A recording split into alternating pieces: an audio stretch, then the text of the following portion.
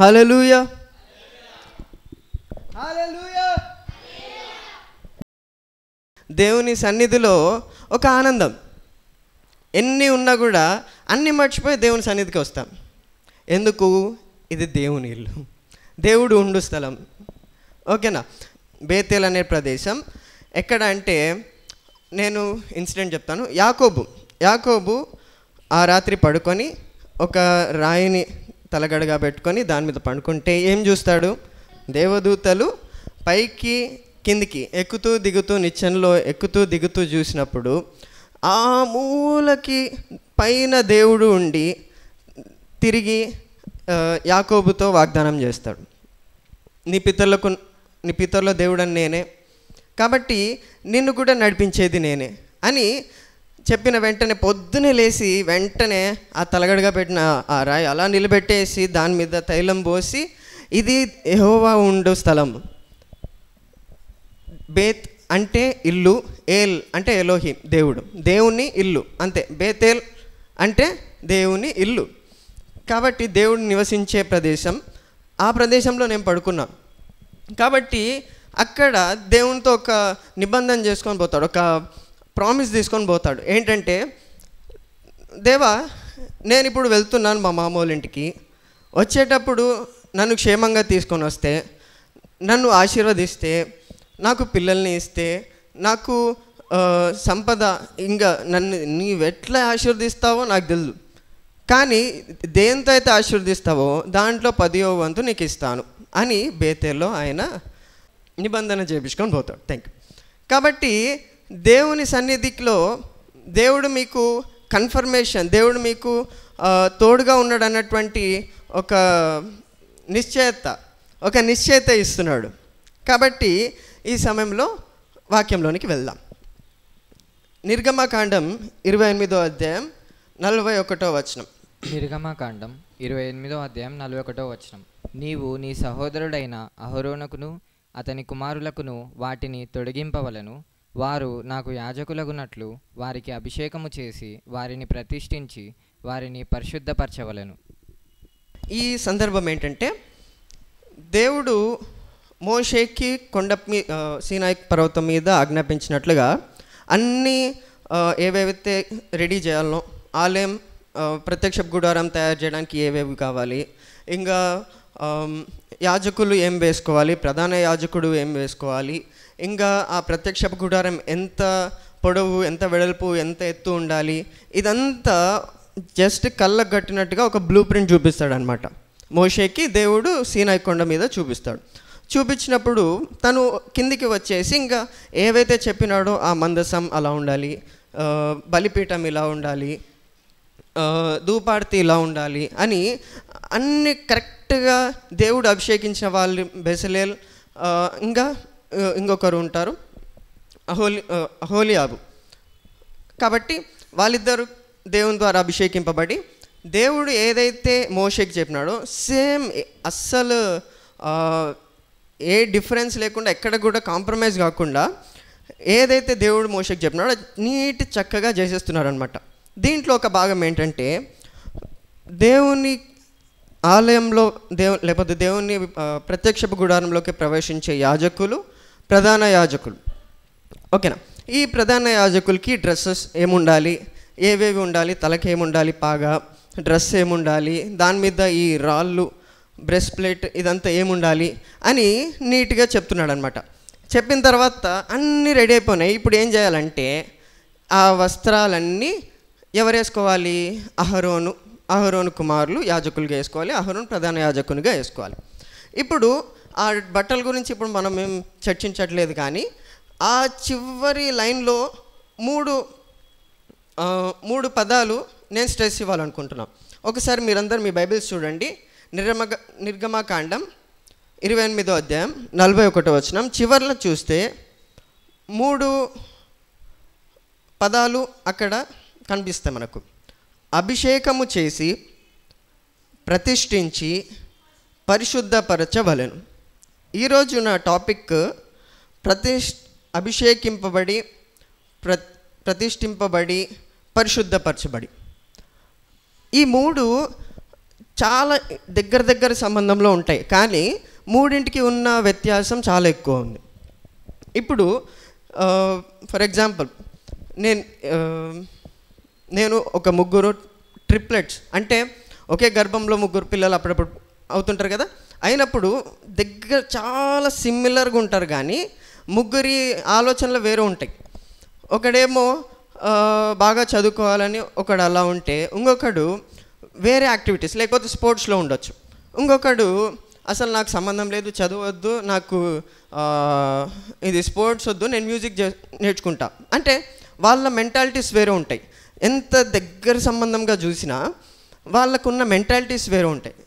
Same అలాగే ఈ మూడు చాలా దగ్గర ఒకదాని తర్వాత వెంటనే ఇంకొకటి, దాని తర్వాత వెంటనే అది, ఈ మూడు ఒకేసారి చేయమని నిర్గమకాండంలో చెప్తున్నాడు అనమాట మోషేకి దేవుడు.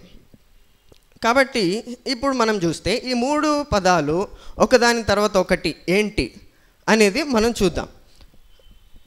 మొదటిది అభిషేకము చేసి. దీనికి మనం ఎక్కడికి వెళ్దామంటే మొదటి సమూయేలు 16:13. మొదటి సమూయేలు 16:13. సమూయేలు తైలపు కొమ్మును తీసి వాని సహోదరుల ఎదుట వానికి అభిషేకము చేసెను. నాట నుండి యెహోవా ఆత్మ దావీదు మీదికి బలముగా వచ్చెను. తరువాత సమూయేలు లేచి రామాకు వెళ్ళిపోయాను. ఇక్కడ మనం ఎవరిని చూస్తున్నామంటే సమూయేలు ఏం చేస్తున్నాడంటే తైలపు కొమ్మును తీసుకొని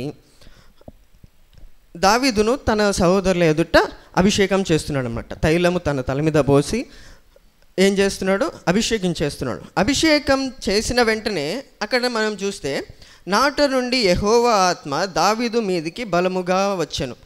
దేవుని అభిషేకం ఎవరి మీద చూస్తున్నాం, ఇప్పుడు దావీదు మీద చూస్తున్నాం. దావీదు మీదకి అభిషేకం రాగానే ఏమవుతుంది, ఇక్కడ యెహోవా ఆత్మ దావీదు మీదికి బలముగా వచ్చాను. ఓకేనా? ఇప్పుడు దేవుడు రాజుగా చేయాలనుకున్నాడు కాబట్టి అభిషేకించినాడు అని ఎంతమంది అనుకుంటారు? ఓకేనా? దేవుడు దావీదును రాజుగా చేయాలనుకున్నాడు కాబట్టి అభిషేకం చేసినాడా, లేకపోతే అభిషేకించినందుకు రాజు అయినాడా? రాజుగా చేయాలనుకున్నాడు కాబట్టి అభిషేకించినాడు. అంటే రాజుగా చేయకపోతే అభిషేకం వద్దా? అభిషేకం ఇప్పుడు ఎందుకు అనేది మనం చూస్తే 16:14 చూస్తే యెహోవా ఆత్మ సౌలును విడిచిపోయాను. ఏ ఆత్మ అయితే దావీదు మీదకి బలముగా వచ్చానో అదే ఆత్మ ఏమైందంటే సౌలును విడిచిపోయాను. యెహోవా యొద్ద నుండి దురాత్మ ఒకటి వచ్చి అతని వెరిపింపగా అని 14వ వచనంలో చూస్తాం. అంటే దేవుని ఆత్మ ఎవరితో లేదు, ఇప్పుడు సౌలుతో లేదు, రాజుతో ఆత్మ లేదు, కానీ అభిషేకం ఇంకొకని మీద ఉంది. అర్థమవుతుందా? ఇప్పుడు అదే మనం చూస్తే అదే 16వ అధ్యాయంలో చివరిలో కొంచెం కిందికి మనం వస్తే 18వ వచనం. మొదటి సమూయేలు 16:18. చిత్తగించుము, బెత్లెహేమీయుడైన యెషయి యొక్క కుమారులలో ఒకని చూచి తిని.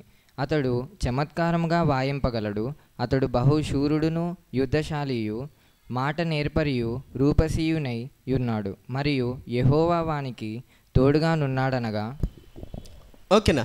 ఇక్కడ మనం గమనిస్తే సౌలుకు దేవుని ఆత్మ వెళ్ళిపోయి దేవుని నుండి దురాత్మ వచ్చిన తర్వాత తన మనసులో ఒక కలవరం, ఒక ఆవేదన, ఏం చేయాలి అసలు, నా రాజ్యం ఎట్లా, నా రాజ్యం కథ పక్కన పెట్టేస్తే నేను ఎట్లా బతకాలి, ఈ దేవుని ఆత్మ నా నుండి వెళ్ళిపోయింది కాబట్టి ఒక ఇన్సెక్యూర్ ఫీలింగ్లోకి వెళ్ళిపోయినాడు. ఎందుకంటే దేవుని నుండి వచ్చిన దురాత్మ అక్కడ పనిచేస్తుంది కాబట్టి ఇప్పుడు ఆ దేవుని ఆత్మతో ఉన్న సంబంధం తనకు తెలుసు కాబట్టి ఏం చేస్తున్నాడంటే, నాలో లేకపోతే పర్లేదు కానీ ఎవరినైనా పట్టుకొని రండి, వాళ్ళు ఏం చేయాలంటే వీణ వాయించాలి, లేకపోతే సంథింగ్ ఇన్స్ట్రుమెంట్స్ వాయించినప్పుడు ఏం జరగాలంటే నాలో ఉన్న దురాత్మ పోవాలి అనగానే చిత్తగించుము, బెత్లెహేమీయుడైన యెషయి యొక్క కుమారులో ఒక్కని చూచి తిని. ఇప్పుడు గమనించండి, లాస్ట్లో చూస్తే యెహోవా వానికి తోడుగా నున్నాడనగా, అంటే ఇవన్నీ పక్కకు పెట్టేస్తే ఫస్ట్ కావాల్సిందేంటి, యెహోవా వానికి తోడుగా ఉండగా. ఓకేనా. ఈడ మనకు ఆయన ఇన్స్ట్రుమెంట్ వాయించడం కాదు, ఇంకోటి ఏంటి, చమత్కారంగా వాయించగలడు, ఇంకా అతడు బహుశూరుడును, యుద్ధశాలి, మాట నేర్పరి, రూపస్యునై ఉన్నాడు. ఇవన్నీ సెకండరీ. ఫస్ట్ మనకు కావాల్సింది ఏంటి, యెహోవా వానికి తోడుగా నున్నాడనగా. కాబట్టి దేవుని అభిషేకం దావీదు మీదకి దిగిరాగానే జనాలు గుర్తిస్తున్నది ఏంటి, దావీదుతో దేవుడు ఉన్నాడు, దావీదుతో దేవుని ఆత్మ ఉంది, దావీదుతో దేవుని స్కిల్, దేవుని యొక్క నైపుణ్యం ఉంది, దావీదుతో దేవుని ముఖకాంతి ఉంది, దేవుని యొక్క ఆ అందం ఆ ఫేస్లో కనపడుతుంది వాళ్ళకి. కాబట్టి దాన్ని గుర్తించినారు అక్కడి ప్రజలు.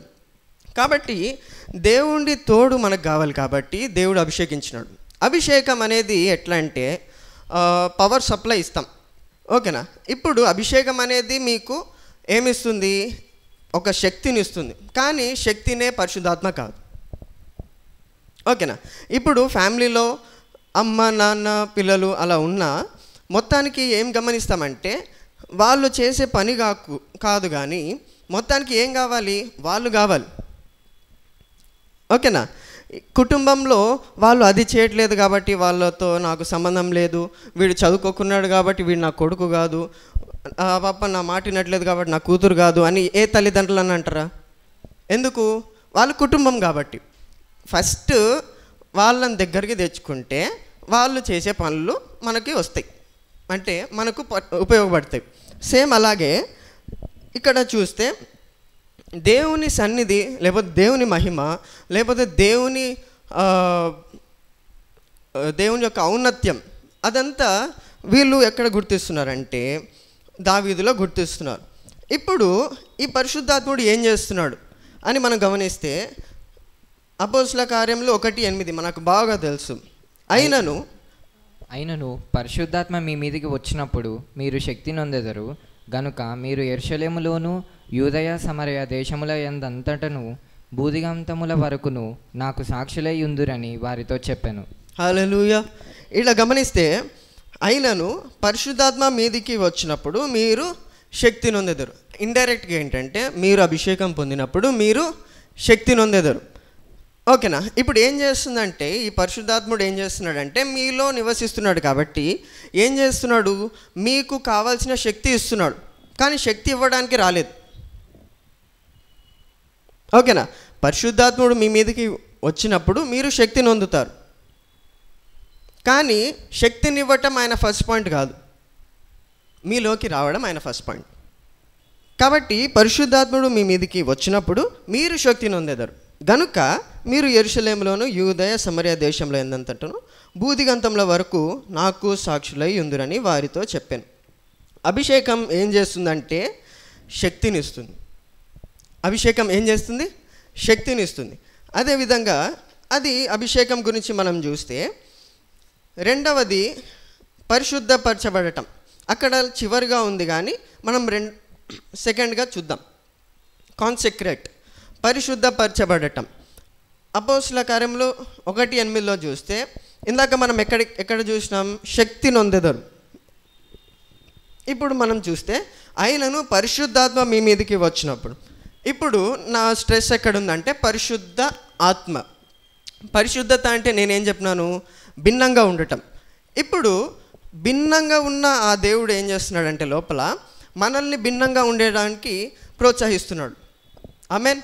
కాబట్టి ఇప్పుడు అదే విధంగా చుట్టూ దేవుడు లేకుండా మొత్తం పాపము, మొత్తం అనారోగ్యము, మొత్తం మరణం ఉన్న చోట దేవుడు ఏం చేస్తున్నాడంటే పరుస్తున్నాడు.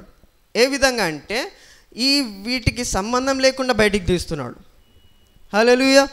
కాబట్టి దేవుడే పవిత్రపరిచి దేవుడే పరిశుద్ధపరుస్తున్నాడు. ఇక్కడ అపోస్తల కార్యములు 13:1-2 చూద్దాం. అంతియొకయలోనున్న సంఘంలో బర్నబా, నిగెరా అనబడిన సుముయేను, సౌలు అను ప్రవక్తలను బోధకులను ఉండిరి. వారు ప్రభువును సేవించుచు ఉపవాసము చేయుచుండగా పరిశుద్ధాత్మ నేను బర్నబాను సౌలును పిలిచిన పని కొరకు వారిని నాకు ప్రత్యక్షపరచుడని వారితో చెప్పాను. ప్రత్యేకపరచుడని వారితో చెప్పాను. ఇప్పుడు సౌలు అంతవరకు తమ్ముడు సౌలు అంతవరకు చేస్తున్న పని ఏంటి అని చూస్తే, అంతకు ముందు ఉన్నది ఏంటంటే, ఈ సౌలు, బర్నబా ఇంకా మిగతా వాళ్ళందరూ ఏం చేస్తున్నారంటే, ఈ యూదయ ప్రాంతంని వదిలేసి బయట ఏం చేస్తున్నారంటే, బయట పరిచర్య చేస్తూ అక్కడి నుండి ఫండ్స్ రేజ్ చేస్తున్నారు. ఏం చేస్తున్నారు, డబ్బులు తీసుకొని వచ్చి ఈ ఇజ్రాయెల్ వారికి ఇస్తున్నారు. ఎందుకంటే ఇక్కడ మొత్తం కరువు వచ్చేసింది అనమాట. కరువు వచ్చేసినందుకు వీళ్ళకి సహాయంగా బయట నుండి లోపలికి వాళ్ళు ఆర్థిక సహాయం తీసుకొని వస్తున్నారు. వాళ్ళు పిలువబడిన పిలుపు వేరు.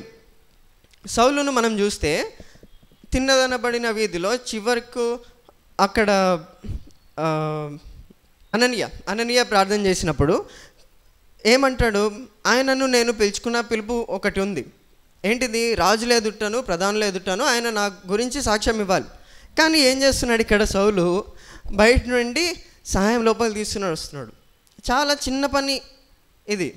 కానీ దేవుడు ఏం చేస్తున్నాడు, ఇప్పుడు దేనికైతే నేను అభిషేకించినానో, ఏ పని కొరకైతే నేను తనని పిలిచినానో, సౌలుని పిలిచినానో, దేని కొరకైతే ఆయనను రక్షించుకున్నానో, ఏ పని కొరకైతే నేను పిలిచినానో, 2వ వచనంలో చూస్తే వారిని నాకు ప్రత్యేకపరచుడని వారితో చెప్పాను. అంటే ఇప్పుడు ఏమవుతుందంటే, ఇప్పుడు దేనికోసమైతే మనల్ని అభిషేకించినాడో, దేని కొరకైతే మనకు శక్తినిస్తున్నాడో, ఆ పనికి చేయడానికి ఫస్ట్ పక్కకి జరగాలి. ఓకేనా? ఏ పనికైతే మనల్ని పిలిచినాడో, ఏ పని కొరకైతే అభిషేకం ఇచ్చినాడో, ఆ పని చేయడానికి, కేవలం ఆ పని చేయడానికే పక్కకి జరగాలి. ఓకేనా? కాబట్టి ఏ పని కొరకైతే పిలిచినాడో ఆ పని కొరకు మనల్ని మనం పరిశుద్ధపరచుకోవాలి. లేకపోతే దేవుడే పరిశుద్ధపరిచినాడు. ఓకేనా? ప్రత్యేకపరచుడని వారితో చెప్పాను. ఇప్పుడు ఏమవుతుందంటే, మనం ఫస్ట్లో చూసిన విధంగా నిర్గమకాండం 28:41లో అక్కడ యాజకులను ప్రతిష్ఠిస్తున్నారు. ఇప్పుడు మనం చూద్దాం. మనం 2 విషయాలు చూసినాం. ఒకటి ఏంటంటే అభిషేకింపబడటం, ఇంకొకటి పరిశుద్ధపరచబడటం. మూడవది చూస్తే ప్రతిష్ఠింపబడటం. అందరు చెప్పండి ఒక్కసారి, ప్రతిష్ఠింపబడటం. ఇప్పుడు ఆర్డినేషన్ అంటారు. ఏంటంటే దీనికి, ఇప్పుడు ఫర్ ఎగ్జాంపుల్ ఎగ్జామ్స్ రాస్తున్న వాళ్ళు ఉన్నారు. ఫస్ట్ ఎగ్జామ్స్ రాయాలంటే ఏం కావాలి? జ్ఞానం కావాలి. అది అభిషేకం. నెక్స్ట్ ఎగ్జామ్ రాస్తారు. ఎగ్జామ్ రాయడానికి మిమ్మల్ని మీరు ఏం చేసుకుంటారు, వేరే వాటికంతా సమయం పక్కకు పెట్టేసి చదువుకోవడానికి పెట్టుకుంటారు. అవునా? చదువుకొని నీట్గా ఎగ్జామ్ రాసిన తర్వాత రిజల్ట్ వచ్చినప్పుడు ఏమవుతుంది? అపాయింట్మెంట్ లెటర్ వస్తుంది. ఓకేనా? ఏ ఉద్యోగంకి అయితే రాసినామో దాని అపాయింట్మెంట్ లెటర్ వస్తుంది. ఇంతే. ఫస్ట్ ఏం చేసినాం? జ్ఞానంతో నింపబడినాం, అభిషేకం వచ్చింది. రెండవది పరిశుద్ధపరచుకున్నాం, నీట్గా చదువుకున్నాం, ఎగ్జామ్ రాసినాం, వెయిట్ చేస్తున్నాం. అక్కడ మనల్ని మనం పరిశుద్ధపరచుకున్నాం. నెక్స్ట్ అపాయింట్మెంట్ లెటర్ వచ్చింది. ఇప్పుడు ఏమవుతుందంటే, అపాయింట్మెంట్ లెటర్ అంటేనే ప్రతిష్ఠించబడటం. ఏ పని కొరకైతే మనం అభిషేకింపబడినామో, ఏ పని కొరకైతే మనల్ని మనం పరిశుద్ధపరచబడినామో, ఆ పనికి ఇప్పుడు ఏమవుతున్నాం? ఎంటర్ అయిపోతున్నాం. ఓకేనా? ఇప్పుడు ఇర్మియా గ్రంథం 1:4-5. యెహోవా వాక్కు నాకు ప్రత్యక్షమై ఇలాగు సెలవిచ్చెను. గర్భంలో నేను నిన్ను రూపింపకమునుపే నేను నిన్ను ఎరిగితిని. నీవు గర్భము నుండి బయలుపడకమునుపే నేను నిన్ను ప్రతిష్ఠించి తిని. జనములకు ప్రవక్తగా నిన్ను నియమించి తిని. హల్లెలూయా, హల్లెలూయా. ఈడ గమనిస్తే ఇర్మియా ప్రవక్త, ప్రవ్వా నేను చిన్నోడిని, నాకు మాటలు రావు, నేను చాలా చిన్నవాడిని అనొద్దు. నీవు గర్భమునందు రూపింపబడక మునుపే నిన్ను ఎరిగి తిని. నీవు గర్భమునందు బయలుపడక మునుపే నేను నిన్ను ప్రతిష్ఠించి తిని. అంటే దేవుని పిలుపు అక్కడ ఇర్మియాకు ఏంటి? జనములకు ప్రవక్తగా నిన్ను నియమించితిని. ఇప్పుడు ఇర్మియాకి ఉన్న పిలుపు ఏంటి? జనములకు ప్రవక్తగా. ఇప్పుడు మనల్ని దేనికి పిలుస్తున్నాడు అని చూస్తే సేమ్ మళ్ళీ అపోస్తల కార్యంలో 1:8 చూస్తే, ఆయనను పరిశుద్ధాత్మ మీ మీదకి వచ్చినప్పుడు మీరు శక్తి నొందెదరు గనుక మీరు యెరూషలేములోను యూదయ సమరయ దేశంలో ఎందంతటను బూది అంతంల వరకు నాకు సాక్షులయ్యుందురని వారితో చెప్పాను. ఈ ఒక్క వచనంలోనే నేను 2 చూసిన. పరిశుద్ధాత్మ గురించి చెప్పిన, నెక్స్ట్ శక్తి నొందెదరు. ఇప్పుడు చివరిగా చూస్తే సాక్షులయ్యుందురు. ఇప్పుడు నేను చెప్తున్నా కాబట్టి నేను సాక్షి. ఇప్పుడు ప్రతి ఒక్కరికి ఈ మైక్ పట్టుకోవాల్సిన పని ఉండకపోవచ్చు, ఓకేనా? మీరు పని చేసే చోట లేకపోతే మీరు ఉంటున్న చోట ఏం చేయాలి అంటే, ప్రతి ఒక్కరికి ఉన్న కాలింగ్, ప్రతి ఒక్కరికి ఉన్న పిలుపు ఏంటంటే సాక్షులై ఉండాలి. గొర్రెల కాపర్లు యేసుప్రభుని చూసి వెళ్ళేటప్పుడు, లేకపోతే దూతల్ని చూసి యేసుప్రభుని కలిసేసి అక్కడ నుండి పశువుల పాక నుండి వెళ్ళేటప్పుడు ఏం చేసినారు? కన్న వాటిని విన్న వాటిని ప్రచురం చేసుకుంటూ వెళ్ళినారు, ఓకేనా? ఇప్పుడు మిమ్మల్ని కూడా దేవుడు మీరు గర్భంలో రూపింపబడక ముందే దీనికి పిలిచినాడు. ఆమేన్. కాబట్టి ఇప్పుడు మిమ్మల్ని దేవుడు అభిషేకించినాడు, మీరు రక్షింపబడిన రోజు. మిమ్మల్ని పరిశుద్ధపరిచినాడు, మీరు రక్షింపబడి మిమ్మల్ని మీరు పరిశుద్ధపరచుకొని దేవుని కొరకు ఏదో ఒకటి చేయాలా అన్నటువంటి తపన ఉంది. కానీ ఇప్పుడు ఏం చేస్తున్నామంటే, ఏ పిలుపుకైతే పిలిచినాడో ఆ పిలుపులోనికి మీరు దిగేసేయాలి. ఎంతసేపు పాస్టర్లే మాట్లాడాలి, పాస్టర్లే పోయి వాక్యం చెప్పాలి, పాస్టర్లే పోయి ప్రార్థనలు చేయాలి, ఇదంతా అయిపోయింది, ఓకేనా? అంత్య దినాల్లో ఉన్నాం కాబట్టి నా భారం మీరు అర్థం చేసుకోండి. కాబట్టి మిమ్మల్ని పిలిచినది ఇప్పుడు ఏ పిలుపు? సాక్షులై ఉండండి. అన్న మరి ఉద్యోగాలు చేద్దా? ఉద్యోగం చేయండి. కానీ ఏం చెప్తున్నానంటే, యోసేపు దేవుని పని చేసినాడు, దానియేలు దేవుని పని చేసినాడు, ఓకేనా? ఎస్తేర్ రాణి దేవుని పనే చేసింది. కానీ ఎస్తేర్ గ్రంథంలో ఎక్కడ కూడా దేవుడు అన్న పదం లేకున్నా దేవుని ప్రమేయంలోనే జరిగింది ఆ గ్రంథం మొత్తం. కాబట్టి ఎక్కడ ఉన్నా కూడా, ఏ పని చేస్తున్నా కూడా మొత్తానికి ఎవరికి మహిమ కలిగేటట్లా బ్రతకాలి? దేవునికి మహిమ కలిగేటట్లుగా సాక్షులుగా జీవించాలి.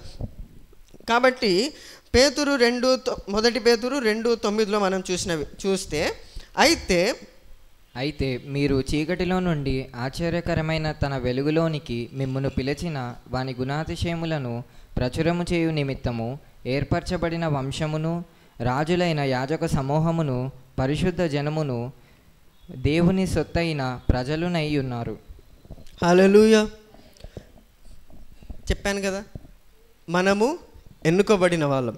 ఇప్పుడు మీరు అక్కడ చూడండి, ఒక్క వర్డ్ చూడండి, ఏర్పరచబడిన వంశము. ఇప్పుడు ఈ ఏర్పరచబడిన వంశము, ఈ పరిశుద్ధ జనం 2 దగ్గరవే, ఓకేనా? ఏర్పరచబడిన వంశం, పరిశుద్ధ జనము, దీనికి చాలా దగ్గర సంబంధం. అన్న ఏర్పరచుకున్నాడు, ఓకే. పరిశుద్ధ జనము, ఓకే. ఏర్పరిచింది పరిచినందుకే కదా నేను చెప్పింది, నాకే చెప్తారు. కానీ ఇక్కడ ఏంటంటే, ఏర్పరచబడిన వంశము అంటే గ్రీక్లో ఎక్లెక్టాస్ అంటే దేవుని ఎంపిక. అంటే దేవుడు మిమ్మల్ని చూసి వీళ్ళు నాకు కావాలా, ఈ బిడ్డ నాకు కావాలా అని స్పెషల్గా ఎంచుకోవటం. ఫేవరెట్ అంటాం కదా, ఫేవరెట్. ఎక్లెక్టాస్ అంటే ఫేవరెట్, అంటే ఎవరన్నా చేయొచ్చు కానీ వీళ్ళే చేయాలి, నాకు వీళ్ళే చేయాలి ఆ పని. కాబట్టి మనము దేవుని నమ్ముకోవడము, దేవుని యందు విశ్వాసం ఉంచటము, దేవుని ఆరాధించడము, ఇదంతా ఏదో మనం చేసినది కాదు. దేవుడు ఏం చేసినాడు? ఎక్లెక్టాస్ చేసినాడు మనల్ని. అంటే మనల్ని ప్రేమించి ఒక్కొక్కరిగా మనల్ని ప్రేమించి ఏం చేసినాడు? ఒక్కొక్కరిగా ఎన్నుకున్నాడు, ఒక చిన్నపిల్లోనికి ఒక డబ్బా నిండా చాక్లెట్లు ఇస్తే ఏది తీసుకుంటాడు? దాంట్లో పెద్దవి ఉన్నాయి, చిన్నవి ఉన్నాయి, తనకు నచ్చినవి ఉన్నాయి, తనకు నచ్చనివి ఉన్నాయి. మొత్తానికి ఈ 4గిట్లో ఏది తీసుకుంటాడు? పెద్దది తీసుకుంటాడా? నచ్చినది తీసుకుంటాడు. ఓకేనా? సేమ్ అలాగే ఎవరెవరినో ఎన్నుకోవచ్చు, కానీ దేవుడు తన సన్నిధిలో ఉండడానికి, తన కుమారునితో ఏకంగా కూర్చోవడానికి మనల్ని ఎన్నుకున్నాడు. జగత్తు పునాది వేయబడక ముందే మనల్ని ఎన్నుకున్న దేవుడు ఆయన. హల్లెలూయా. కాబట్టి మనం ఎంత స్పెషల్ అనేది మీరు ఇప్పుడు అర్థం చేసుకోండి. అలా గమనిస్తే అందరినీ ఒకదానికి పిలిచినాడు, సాక్షులుగా ఉండడానికి. ఎవరినో కాదు, కానీ తన ప్రియమైన వాళ్ళనే ఎన్నుకున్నాడు. ఎన్నుకొని వాళ్ళని ఏం చేసినాడు? ఇందాక మనం చూసినాం, ఫస్ట్లో యాజకులను అభిషేకిస్తున్నాడు, తర్వాత రాజు అయిన దావీదుని అభిషేకిస్తున్నాడు. రాజులు, యాజకులు, ఈ రెండు కలగలిపితే రాజులైన యాజక సమూహం సెట్. ఓకేనా? ఈ రాజులైన యాజక సమూహంగా మనల్ందరినీ చేసి పరిశుద్ధ జనమును, దేవుని సొత్తైన ప్రజలు. ఇంత బాగుంది కదా ఆ వచనం. దేవుని సొత్తు. నువ్వు దేవుని సొత్తుగా ఉండడానికి దేవుడు ఎన్నుకున్నాడు. అది మన ద్వారా కలిగినది కాదు, కానీ దేవుని వరమే.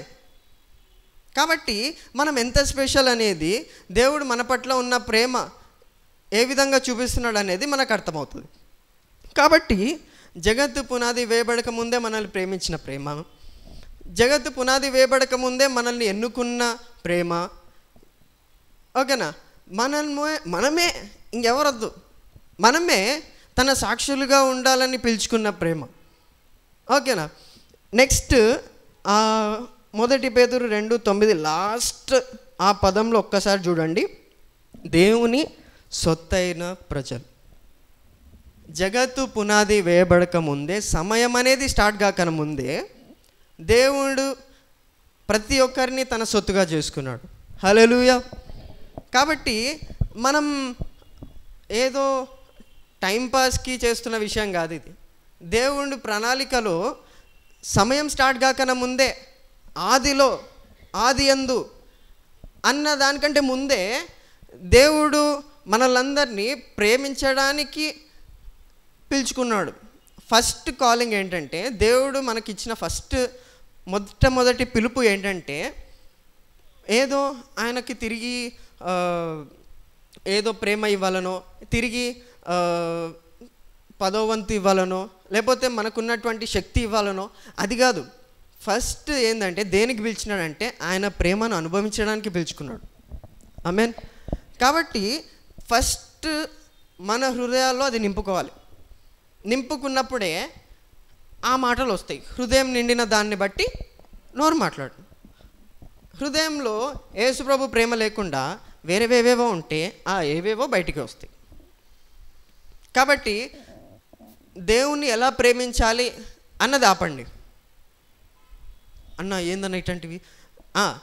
దేవుణ్ణి ప్రేమించడం ఆపండి. ఫస్ట్ దేవుని ప్రేమను అర్థం చేసుకోండి. ఎందుకంటే దేవుడు నాకు చూపించిన ఒక దర్శనం ఏంటంటే, మానవుని హృదయం నేను చూసిన ఎలా ఉందంటే, సాతానుడు దొంగ, హంతకుడు, నాశనం చేయడానికి వస్తాడు, కానీ దేనికి రాడు. యేసుప్రభుని అంగీకరించక ముందు మన హృదయంలో ఆడున్నాడు. ఏం చేసినాడంటే, దోపిడి, హత్య, నాశనం అన్ని హృదయంలో చేసేసి యేసుప్రభు రాగానే వెళ్ళిపోయినాడు. కాబట్టి ఇప్పుడు ఎలా ఉందంటే, ఒక పొలం కనిపిస్తుంది. ఆ పొలం ఎలా ఉందంటే, మొత్తం ఎండిపోయి, భూమికి క్రాక్స్ పడిపోయి, ఎండిన భూమి చూసింటారు కదా ఎక్కడో చోట, అలా ఉందన్నమాట. ఈ భూమిని మనకుగా మనము మార్చుకోలేం, మనకుగా మనం తిరిగి పంట పండేలాగా చేయలేం. కాబట్టి ఎందుకు ఇలా అవుతుంది అంటే, హృదయంలో ప్రేమ లేదు.